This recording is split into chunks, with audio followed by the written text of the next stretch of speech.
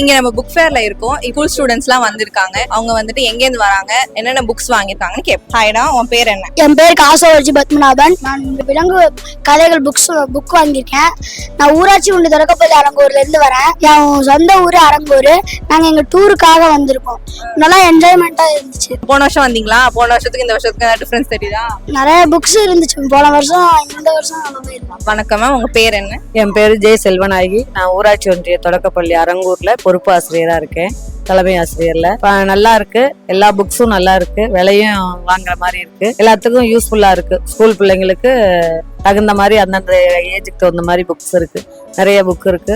எங்க குழந்தைங்களும் நிறைய வாங்கியிருக்காங்க. பிள்ளைங்களுக்கு இப்படி நிறைய புக்ஸ் பார்த்துச்சுன்னா அதுங்களுக்கு ஒரு நிறைய புக்ஸ் படிக்கிறதுனால அதுங்களுடைய அறிவுத்திறன் வளரும். கவிதை, கட்டுரை இதெல்லாம் தானாவே எழுத ஆரம்பிப்பாங்க. எங்கிட்ட உள்ள பசங்களே ஒரு கதையை கொடுத்தோன்னா திருப்பி ஒரு கதை எழுதுவாங்க. அதனால நல்ல ஒரு பெஸ்டான மாணவர்களை தேர்ந்தெடுத்து கூட்டு வந்திருக்கேன்.